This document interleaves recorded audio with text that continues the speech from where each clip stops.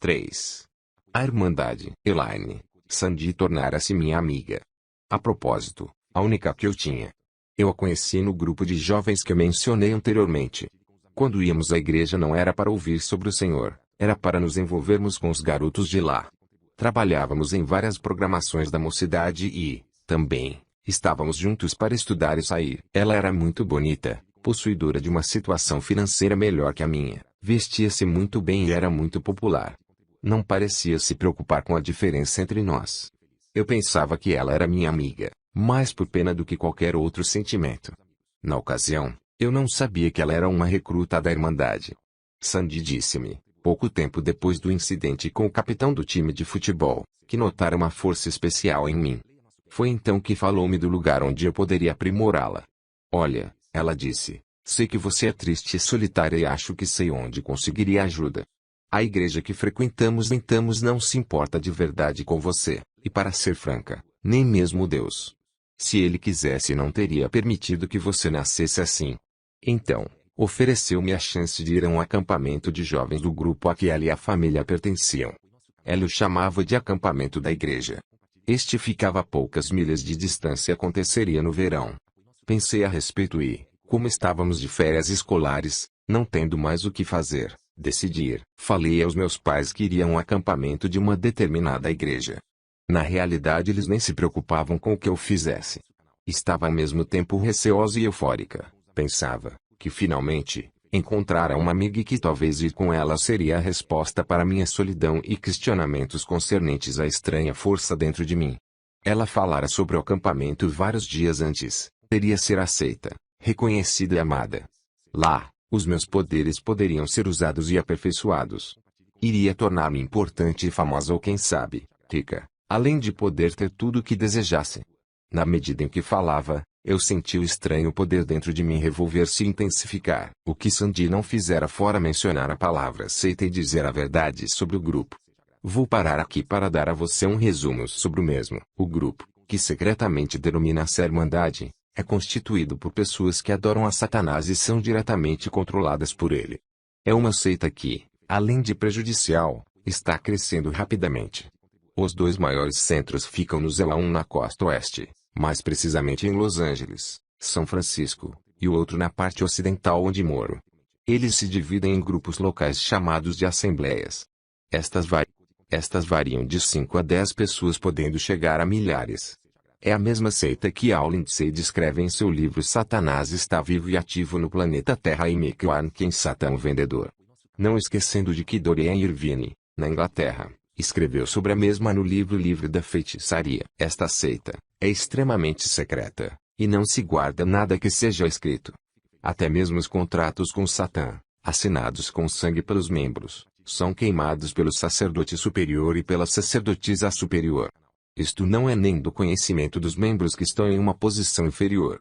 Os satanistas se infiltram em qualquer nível da sociedade, rica ou pobre.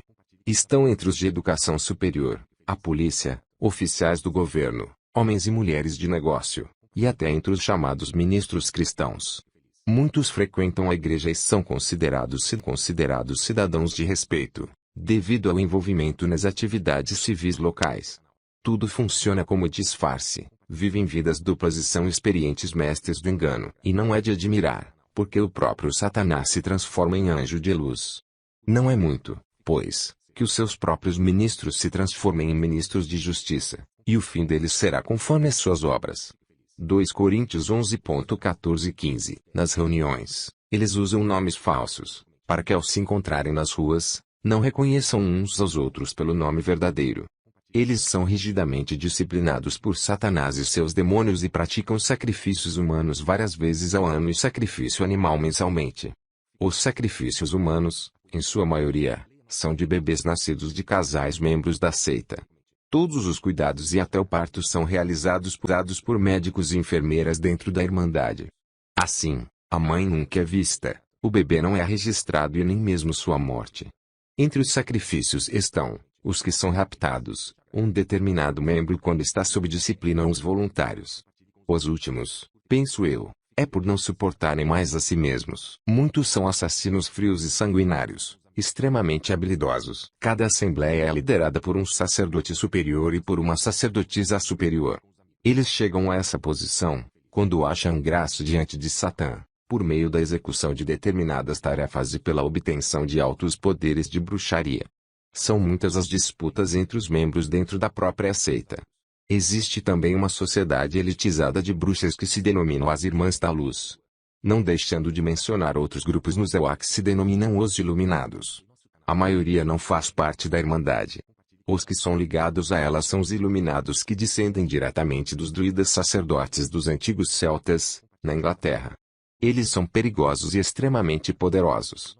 Praticam com frequência sacrifícios humanos. As Irmãs da Luz vieram da Europa para os Estados Unidos em meados do século XVIII, época sombria no continente europeu. Não obstante, suas raízes fundamentam-se nas feiticeiras do Egito Antigo e da Babilônia que possuíam poderes o suficiente para reproduzir 3 entre as 10 pragas enviadas sobre o Egito no tempo de Moisés. Veja Êxodo capítulo 7. Elas são incrivelmente poderosas. Capazes de produzir doenças e até mesmo mortes sem ter o mínimo contato físico com a vítima. Para tanto, contam com a cumplicidade dos demônios. Infelizmente, são iludidas a pensar que estão no controle, quando, na verdade, elas é que são controladas e usadas para os desígnios do diabo e seus demônios por pessoas controladas pelos demônios.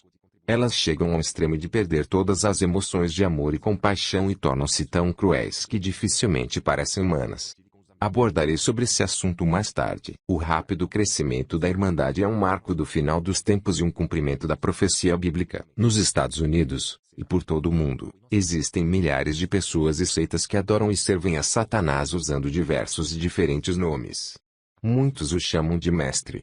Os costumes e estilo de adoração variam muito de uma organização para outra. Eu, pessoalmente, acabei dentro de uma dessas seitas quando fui ao acampamento naquele verão. Ficara bastante excitada. Excitação essa, que se perde à proporção do que se vê, sente e escuta. Levaram-me, primeiramente, a um salão onde ficamos a fim de que eu me sentisse à vontade. O acampamento possuía muitas instalações, museus, bibliotecas, lugares em que eram praticados a quiromancia, o hipnotismo, bibliotecas, lugares em que eram praticados a quiromancia, o hipnotismo, a leitura do tarô e das cartas e o vodú. Alguns adeptos viviam lá o ano todo, enquanto que outros não. Era nesse lugar que a seita funcionava oficialmente sem o conhecimento do público. Frequentamos muitas aulas em que fomos ensinados a usar e aprimorar nossos poderes. Sandy levou-me ao primeiro encontro com as Irmãs da Luz.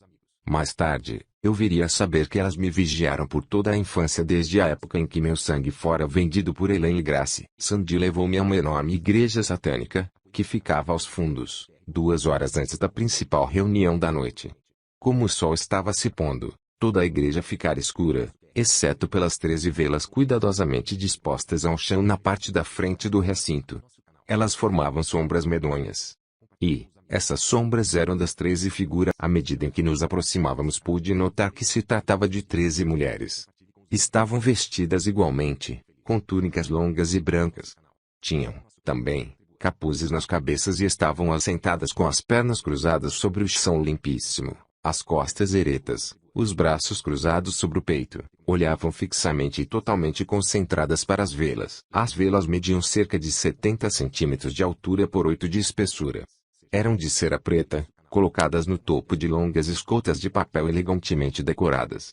A cera derretida caía sobre o papel.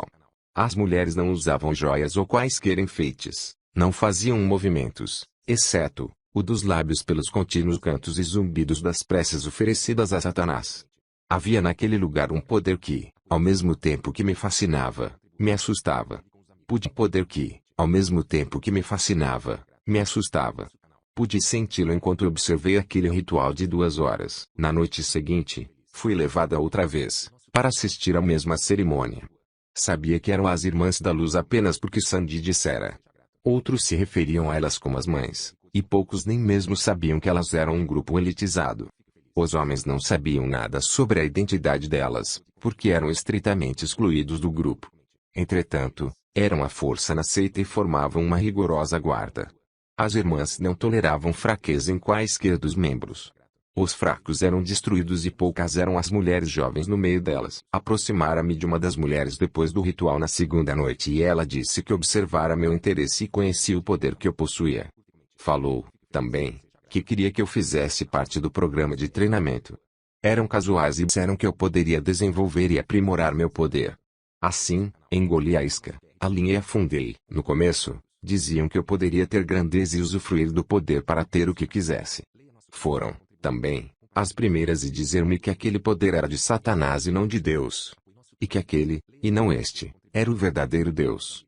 Ensinaram-me a cantar e fazer as preces, e que para tudo o que necessitasse era só acender minha vela e depositar as orações diante dela. Não deveria ser egoísta pedindo só para mim, deveria orar pelos outros e o pedido poderia ser tanto para o sucesso, como para a ruína de alguém. Não houve nenhuma diferença nesse sentido enquanto o nome no papel continuou o mesmo, o meu. Chegou, finalmente, o último dia do acampamento e eu me preparei para voltar. Num relance confrontei-me com o fato de que a bondade das pessoas, naquele campo, era uma faixão 3 andi para a viagem de volta. Ela disse-me que acabara de conversar com as Irmãs da Luz e que elas estavam oferecendo treinamento especial para mim e os outros especialmente dotados. E que tanto o sacerdote superior como a sacerdotisa queiram falar brevemente comigo na igreja antes da partida. Acompanhada pelos outros entrei no templo. Tínhamos acabado de entrar quando os guardas nas portas nos barraram e disseram que esperássemos diante do pequeno grupo na frente da igreja. A sacerdotisa superior aproximou-se dizendo que havíamos sido escolhidos para nos tornarmos integrantes da Irmandade. Para isso, teríamos de assinar um pacto de sangue com Satanás na reunião da noite seguinte. Perguntei o que havia no pacto, e a resposta que me deram foi que eu entregaria meu próprio corpo, alma e espírito ao nosso grande pai Satã, em gratidão às muitas bênçãos vindas dele. Comunicaram-nos que se não quiséssemos fazer, eles usariam de certa persuasão para mudar nossas mentes. Retruquei que, sob nenhuma circunstância, assinaria tal contrato. No mesmo instante, a sacerdotisa advertiu-me que eu não teria outra escolha. Olhei diretamente nos olhos dela e disse, vá para o inferno. Sua bruxa. Acho que vocês são todos esquisitos e não farei isso. Imediatamente, um dos guardas veio por trás e agarrou meu braço pelo punho, puxando para trás com tanta força, que senti como se estivesse quebrado. Falou que eu deveria ajoelhar-me diante da sacerdotisa e que deveria pedir perdão pelo meu desrespeito, senão ele iria me bater até que o fizesse. Insultando-o gritei, então vá em frente. Comece. Porque não me curvarei para mulher nenhuma. Ele atirou-se sobre mim e no primeiro agarro, jogou-me com toda a força no templo. Não me recordo de nada, a não ser, o momento em que acordei numa cela. Ela media cerca de 1,5 m por 1,5 m, tinha um chão de madeira áspera, e por 1,5 m, tinha um chão de madeira áspera, e estava completamente vazia. Na porta, tinha uma pequena janela, de modo que eu pudesse ser observada pelo lado de fora. Era completamente escura, e eu ficara lá por 24 horas. O que me pareceu vários dias. Não era permitido dormir, as vozes bradavam todo o tempo. Dizia-me, repetidamente, que toda glória, honra e veneração eram devidas a Satanás. E que eu deveria pedir perdão a ele, o Senhor do Universo. Diziam, também, que se eu não aderisse às regras e assinasse o pacto, eles me torturariam e matariam minha família que já estava sendo observada por eles. Não me deram água ou comida durante aquele período. Na noite seguinte, levaram-me a uma outra sala onde fui encontrada por 2 Irmãs da Luz. Ajudaram-me a tomar banho e colocaram uma túnica sobre o meu corpo nu. Fiquei descalça. A túnica chegava ao chão e fora amarrada à cintura por um cordão branco. Nela havia capuz e mangas. Eles disseram-me para não lutar e tentar impedir meu destino. Disseram que receberia maravilhosas bênçãos como resultado da entrega ao meu pai Satanás. Transportaram-me à reunião dentro de um furgão, de modo que eu não pudesse ver para onde estávamos indo. A reunião não era na igreja porque vi, de relance, a construção quando bruscamente colocaram-me nela. Não tinha janelas e os fundos eram de madeira. Parecia um armazém construído numa fazenda. No chão de madeira havia feno. Era um lugar isolado. Era iluminada apenas por algumas velas que tremulavam nas paredes. Estavam arranjadas em grupo de 3, uma preta, uma vermelha e outra branca. Estavam presentes cerca de 200 a 300 pessoas assentadas em bancos planos de madeira, virados para a frente da construção. Na frente, havia uma plataforma com tochas, cerca de 1 metro cada uma, que as cerca de 1 metro cada uma, que ardiam nos cantos. No meio da plataforma um altar feito de pedras asperamente cortadas. Construíram-no sobre cavaletes. Aprenderia mais tarde que estes cavaletes eram para promover fácil mobilidade. As pedras eram cinzas com manchas amarronzadas do sangue de muitos sacrifícios. Tanto de animais como de humanos. Apesar do medo e do cansaço, senti uma comovente excitação enquanto o tremendo poder invisível do lugar parecia fazer reagir o poder em mim. O incenso estava queimando e enchia o recinto com o ardor. Penso que existia algum tipo de droga nele porque rapidamente me senti um pouco tonta. A sala estava completamente silenciosa enquanto a plateia aguardava com expectativa o surgimento dos encapuzados sobre a plataforma. Depois de um sinal, que não fora visto, muitos sininhos começaram a tocar, e das sombras surgiram o sacerdote superior e a sacerdotisa superior. Ambos vestiam túnicas idênticas. Eram de cetim, do mesmo modelo da minha, e adornadas de vermelho nas orlas e nos punhos das mangas. Os cordões à cintura eram dourados. Estavam descalços como todos os outros e tinham nas mãos cetros medindo cerca de 1 metro. O cetro dela era dourado. No topo do mesmo havia uma cruz de cabeça para baixo e uma serpente enrolada ao redor do cabo e, também, sobre a cruz. Já os dele, tinham o mesmo desenho só que de prata. Eram carregados solenemente na curvatura dos braços. A presença de ambos os sacerdotes indicava autoridade e pela primeira vez tive consciência do poder que eles tinham e invejei-os. Os guardas estavam fora e dentro do recinto fortemente armados. Pela primeira vez eu estava em um ritual de verdade. Tudo mais foram jogos, brincadeiras e exibições. Depois dessas observações, 2 guardas me levaram até o altar, e fomos apresentados à congregação como os novos membros ansiosos para congregar. O sacerdote voltou-se primeiro para mim e disse: Irmãos e irmãs de Satã, trazemos em meu novo nome. Ela está aqui porque pediu para se tornar uma de nós. E agora, diante do nosso Senhor, Mestre do Universo e também Destruidor, Satanás, dizemos: esta filha, irmã Coragem, damos a ti para que faças dela o que desejares. Nós prometemos a ela tuas bênçãos como nos guiastes a fazer. Em seguida, deram-me uma faca para que eu cortasse meu dedo. Como recusei-me a fazê-lo, um dos guardas deu-me uma violenta chicotada nas costas fazendo-me contorcer de dor. Não obstante, estava determinado a não me curvar perante eles. Com um movimento rápido da mão a sacerdotisa superior fez sinal para que ele parasse de me bater. Disse em tom de desdém que havia outros meios mais eficazes de mostrar-me meu erro. Atônita eu olhava enquanto ali o sacerdote tomavam lugares, opostos, em um enorme pentagrama, estrela de 5 pontas, desenhado no chão no meio do altar. Ele fora desenhado dentro de um círculo. Havia, também, velas pretas em cada ponta da estrela. Com um simples movimento das mãos, a sacerdotisa acendeu-as sem sequer tocar nelas. Começou então o encantamento. O sacerdote ajuntou-se ao coro.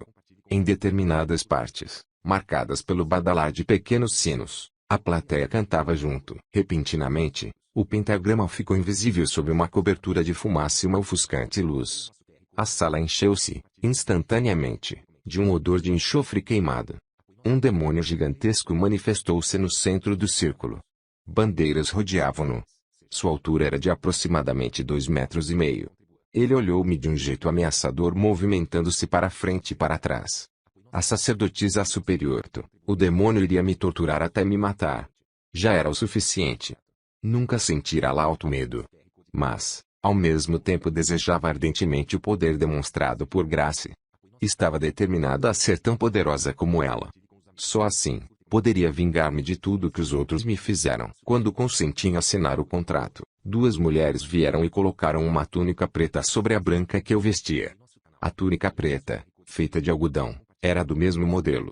A cor preta indicava que eu não era mais uma novata. Peguei a faca que me ofereceram e cortei profundamente o dedo. Mergulhei uma pena em meu próprio sangue e assinei o pacto.